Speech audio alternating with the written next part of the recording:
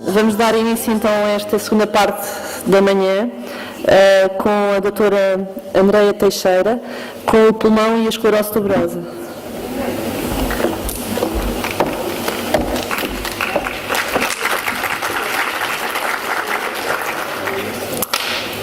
Bom dia, o meu nome é Andreia Teixeira e venho falar do pulmão na esclerose tuberosa, mais especificamente da linfageia leionematose, mais conhecida por LAM, que é uma doença pouco conhecida, é uma doença rara, progressiva e que pode afetar os doentes com esclerose tuberosa e que resulta numa doença quística do pulmão.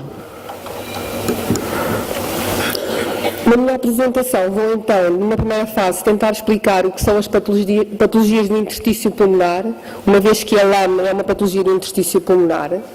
Vou falar especificamente da LAM associada ao complexo da esclerose tuberosa e do papel do pneumologista na LAM na esclerose tuberosa. As doenças do interstício pulmonar são um grupo raro de doenças da pneumologia, é um grupo muito heterogéneo, pode ter várias etiologias e a sua evolução clínica difere muito do tipo de doença do interstício pulmonar.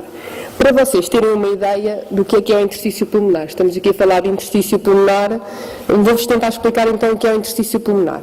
Se nós pensarmos que temos a traqueia, que é o tubinho que leva o ar da rua para os pulmões, ele depois vai se dividir num brônquio para o lado direito, num brônquio para o lado esquerdo, que se não dividindo em brônquios segmentares, brônquios lobares, e por fim temos então o brônquio, onde na sua extremidade existe um saquinho denominado alvéolo. O alvéolo pulmonar é constituído por uma única camada de células e é revestido por capilares.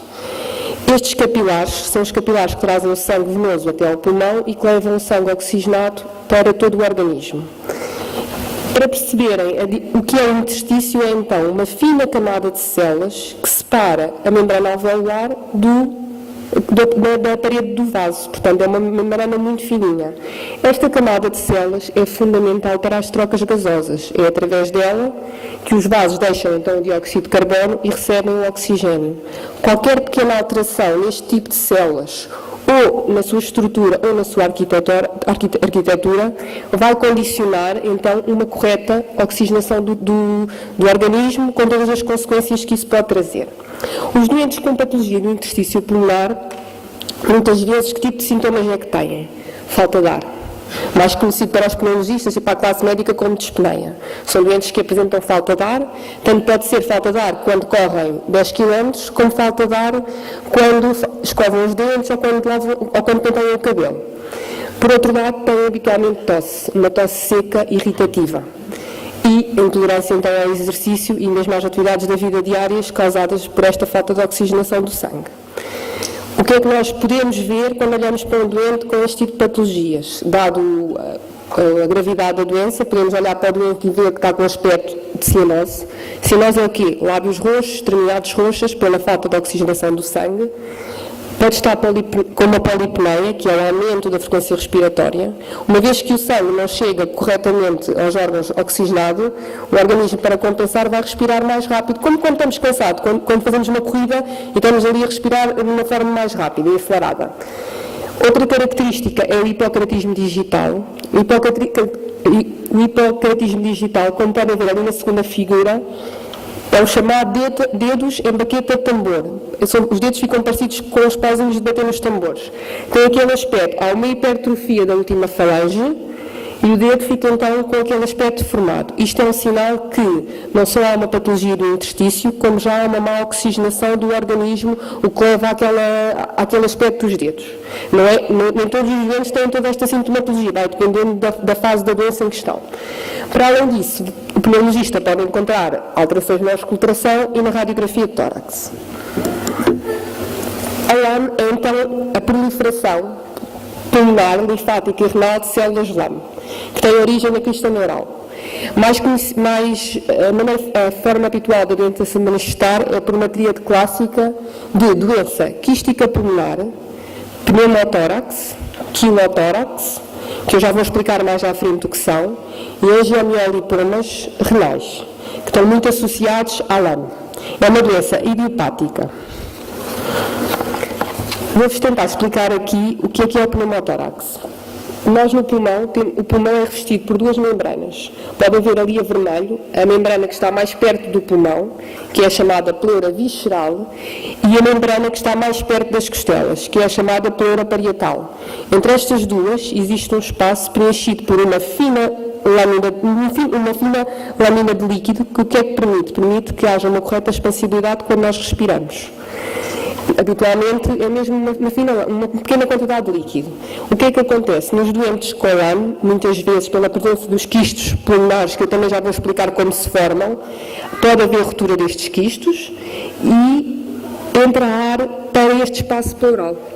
Este ar no espaço pleural, como podem ver ali na primeira figura, que está a preto, vai condicionar o quê? Um colapso do pulmão, vai empurrar o pulmão e vai impedir que a pessoa respire corretamente.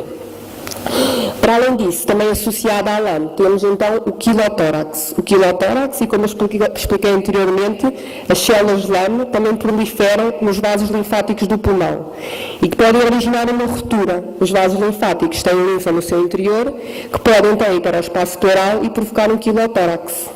O quilotórax, quando nós fazemos uma punção para retirar aquele líquido, aparece com um aspecto de branco, de leitoso, muito parecido com o leite. O pulmão normal da figura A, como podem ver, um pulmão normal, com todos os seus vasos, com todos os seus alvéolos. No pulmão da LAM, o que é que temos? Um aspecto quístico, que vai bloquear então as vias aéreas.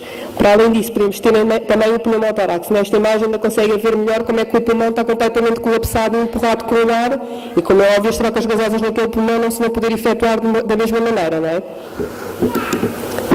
Qual é que é o mecanismo celular? Porquê que acontece a LAM? A LAM acontece porque há uma proliferação de células musculares lisas no pulmão, onde habitualmente elas não deviam existir. Esta proliferação de células acontece tanto ao nível da parede dos brônquios, que faz com que estes brônquios fiquem obstruídos e o ar fica retido no brônquio e começa a desenvolver uma forma quística que rebenta e destrói o parênquima pulmonar.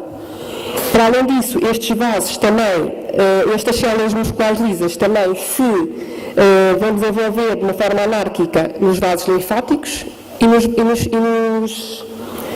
vasos sanguíneos, impedir também assim as trocas gasosas. Sabemos que é uma doença que não tem preferência étnica, é rara, afeta principalmente mulheres em idade fértil. Pensa-se que os estrogénios tenham aqui um papel muito importante, porque os estrogénios estimulam a proliferação de células musculares lisas no nosso organismo. Existem muito poucos casos descritos em homens e muito poucos casos também descritos em mulheres pós-menopausa. Duas formas que temos. Temos a forma esporádica e temos a forma associada à esclerose tuberosa. Sabemos que 30% a 40% dos doentes com esclerose tuberosa podem ter LAM. Nem sempre, a LAM mais diagnosticada, e podíamos pensar que se formos buscar os doentes com esclerose tuberosa e fizéssemos um rastreio, iríamos ter mais doentes de esclerose tuberosa com LAM. A verdade é que temos mais casos esporádicos diagnosticados do que associados à esclerose tuberosa. Porquê? Porque a esclerose tuberosa por si só acarreta uma série de alterações no organismo e muitas vezes a LAM tem sintomatologia muito discreta e não é pesquisada, não é uma coisa que na altura seja relevante para a clínica do doente. Há outras coisas mais relevantes e que são mais investigadas e por isso a LAM acaba por ficar para um segundo plano, porque nem sequer se chega a pôr essa hipótese diagnóstica e ir à procura dela. Então, temos a LAM associada à esclerose tuberosa. Há um defeito na proliferação e migração de diferenciação celular de todas as células do nosso organismo. É uma doença autossómica dominante, monogénica, mas que tem uma expressão muito variável. Os doentes com LAM associada à esclerose tuberosa tanto podem viver a vida toda com uma LAM que tem pequenos quistos, fazem a sua vida normal, não têm repercussão nenhuma na função respiratória, como podem ter quadros mais graves. É uma doença habitualmente progressiva com um curso lento. No entanto, há alguns doentes que podem ter uma manifestação e uma evolução de doença mais rápida. Habitualmente, a associação entre LAM, a esclerose tuberosa e os angiomiolipomas renais acontece em cerca de 90% dos doentes que têm angiomiolipomas com dimensões superiores a 4, 6 centímetros, têm LAM. A lame esporádica é uma doença que pode acontecer de uma forma esporádica, como o próprio nome indica, mas quando se foi estudar percebeu-se que as mutações eram muito semelhantes às mutações que acontecem no complexo da esclerose tuberosa, ou seja, mutações do TSC1 e 2, mas apenas nas células lame. Em vez de serem todas as células do organismo, é apenas nas células lame. A mesma apresentação da lame na esclerose tuberosa, ou seja, mesmo na esclerose na lame esporádica, aparece só em mulheres de idade fértil e que também têm angiomielipomas renais. Afeta o pulmão, mas não é uma doença pulmonar, ou seja, as células LAM comportam-se como células metastáticas. Mesmo em doentes transplantados, e há poucos doentes transplantados no mundo inteiro, portanto, em alguns desses doentes, após o transplante pulmonar, tiveram lá mesmo o desenvolvimento de LAM no órgão transplantado, o que quer dizer que estas células são em circulação e migram para o pulmão. Nós sabemos que a LAM é mais frequente nas mulheres em idade fértil. Pensa-se que os estrogénios são importantes no papel da metastização linfática destas células e no seu desenvolvimento. Pensando neste pressuposto, inicialmente a terapêutica para a LAM passava por fazer uma terapêutica anti-estrogénios. Dar fármacos como o tamoxifeno anti-estrogénicos, inibidores da aromatase, são tudo fármacos que vão impedir a síntese de estrogénios no organismo da mulher. Em situações mais radicais fazia-se mesmo uma ablação dos ovários, impedindo assim de toda a produção de estrogénios. Ao longo do tempo percebeu-se que não havia qualquer efeito benéfico neste tipo de terapêuticas, tanto cirúrgica como de farmacológica. Qual é que é então o papel da pneumologia na esclerose tuberosa, na LAM?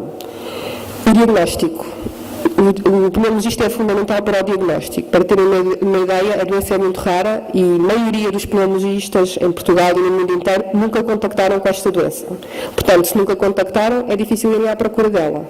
Nós sabemos que os doentes com LAM têm um atraso no diagnóstico entre 5 a 6 anos, porque muitas vezes a sintomatologia é muito inocente, é um doente tem uma tosse seca, cansa-se um bocadinho no esforço e estes doentes são rotulados de asmáticos, depois até têm uma história de terem fumado em alguma fase da sua vida, então passam a ter a doença pulmonar obstrutiva crónica, que é a doença típica do fumador, por doentes que têm efisema pulmonar e o diagnóstico LAM não é logo colocado como uma das primeiras hipóteses de diagnóstico. A não serem doentes que sido referenciados porque têm uma esclerose tuberosa, porque já têm história de angiomielipomas, aí os pneumologistas já ficam mais alerta para o diagnóstico. Os doentes devem ser então referenciados de uma forma adequada, doentes que têm diagnóstico de esclerose tuberosa, mulheres em idade fértil e doentes que têm angiomielipomas de grande volume. Deve ser feita uma história clínica muito cuidadosa. Por exemplo, os doentes com pneumotórax espontâneo, as mulheres especialmente com pneumotórax espontâneo, habitualmente têm uma marcha diagnóstica mais rápida e essa pode ser colocada de uma forma mais rápida, especialmente se tiverem em idade fértil. Deve ser feito um exame objetivo cuidadoso e alguns exames complementares. A radiografia de tórax, muitas vezes em casos exuberantes, pode não mostrar nada, a não ser que o doente tenha um pneumotórax ou um quilotórax, mas se só tiver alguns quistos pulmonares, a radiografia pode não dar grande informação. Devem-se fazer umas provas funcionais para perceber, e aqui as provas funcionais servem para quê? Uma coisa é olhar para a radiografia do pulmão e ver como é que está a estrutura do pulmão. Outra coisa é perceber até que ponto é que essa estrutura está a funcionar bem, até que ponto é que essa estrutura está a oxigenar bem o sangue.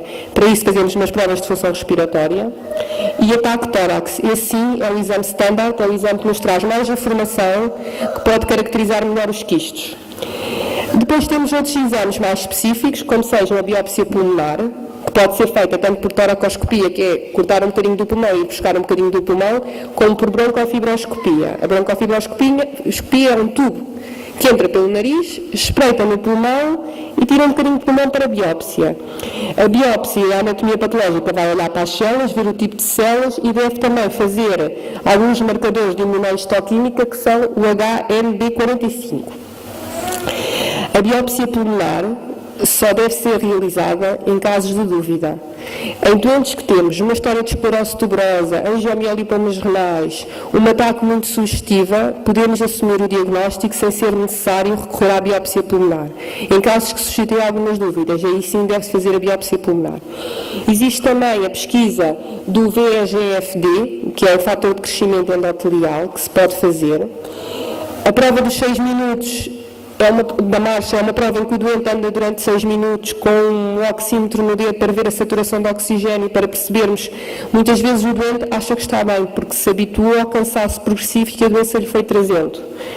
E quando o pomos a andar durante 6 minutos, percebemos que o nível de oxigênio baixa. Isto pode ser um sinal que as trocas gasosas não se estão a efetuar corretamente. E, por fim, a TAC abdominal também nos pode trazer mais informação, como, por exemplo, os angiomiolipomas renais de grande volume, que muitas vezes estão em 90% dos casos associados a este tipo de doença. O pneumologista é então fundamental para fazer toda a evolução clínica deste doente, estamos a falar de uma doença dinâmica, progressiva, para tomar decisões, quando iniciar terapêutica, se iniciar terapêutica, quando iniciar oxigênio, qual o débito de oxigênio, se o doente só precisa de oxigênio em repouso ou se precisa de oxigênio quando faz algum esforço. É também fundamental para a reabilitação respiratória. A reabilitação respiratória, o ensino destes doentes a fazer exercício físico, um correto controle ventilatório é fundamental para a sua readaptação a esta doença.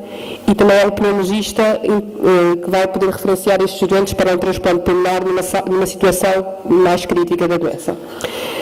É o pneumologista também que vai desenvolver todas as técnicas terapêuticas para poder resolver as complicações do pneumotórax da NAM mais imediatas, como sejam o pneumotórax e o quilotórax. É o pneumologista que vai fazer uma drenagem pleural, que é colocar um tubinho no pulmão, no espaço pleural, para conseguir drenar tanto o ar como a linfa, e é o pneumologista que também pode fazer a pleurodese. O que é a pleurodese? A pleurodese é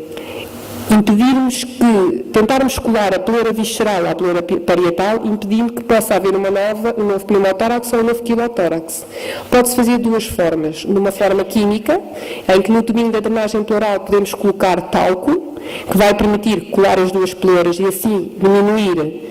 Não tem 100% de eficácia, mas tem uma eficácia muito grande de diminuir a existência de um novo pneumotórax ou de um quilotórax, e também pode ser feito do ponto de vista cirúrgico, que o que se faz é, com o instrumento próprio, faz a abrasão das duas pleuras e elas, quando cicatrizam, vão cicatrizar coladas uma à outra. O tratamento da LAM, de uma forma geral, passa por medidas gerais. Cessação tabágica, se estes doentes fumam, devem de todo deixar de fumar. Fazer a vacina antigripal e antipneumocócica para impedirmos o risco de infecções que por si só podem trazer uma diminuição da função pulmonar e destruir algum parenquima pulmonar. Se num doente que já tem alguma destruição do parenquima pulmonar, é fundamental prevenir ao máximo as infecções respiratórias. Ter um estilo de vida saudável e controlar todas as comorbilidades associadas a esta doença, osteoporose, depressão.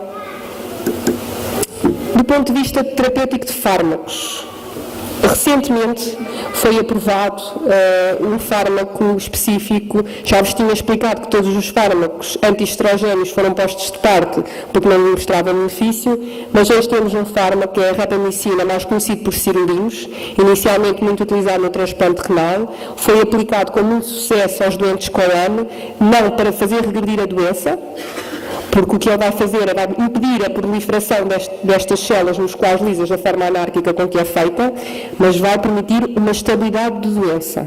O cirulinos não faz a doença regredir, faz a doença ficar estável, ou seja, não haver mais deterioração ainda da função respiratória. Houve uns estudos, mas sem grande resultado, com doxiciclina e com letrozol, mas neste momento não mostram eficácia para serem aplicados na prática clínica, e depois temos o oxigênio para resolver o problema da falta de oxigenação e de todo o cansaço no esforço por essa má oxigenação tecidular, e os broncodilatadores também para ajudar a dilatar um bocadinho o pulmão e que o ar chegue melhor ao pulmão e possa haver melhor as trocas gasosas. Para além disso, temos duas terapêuticas não farmacológicas, a reabilitação respiratória, que assume um papel determinante destes doentes, gradualmente, porque um doente com qualquer doença respiratória e que tenha má oxigenação, gradualmente vai deixando de fazer a sua vida, vai tendo um estilo de vida mais sedentário, e isto vai fazendo com que haja uma atrofia muscular, tanto dos músculos dos membros inferiores como dos músculos da parede torácica, o que faz com que não haja uma correta espacialidade torácica e a pessoa pode-se mesmo dizer que muitas vezes também não sabe respirar por toda esta atrofia. A reabilitação respiratória permite exatamente isso, o ensino de corretas técnicas ventilatórias, o fortalecimento dos músculos da parede torácica, dos membros inferiores. Basicamente, os doentes são inseridos em programas de reabilitação respiratória com objetivos para atingirem, o que melhora muito a qualidade de vida destes doentes. Em fim de linha, temos o transplante pulmonar. Em conclusões, a lama é uma doença que pode surgir de uma forma esporádica e associada ao complexo da esclerose tuberosa. É uma doença da mulher em idade fértil, embora haja raros casos descritos em homens e em mulheres pós-menopausa. A pneumologia tem um papel fundamental e central neste diagnóstico, acompanhamento e monitorização destes doentes.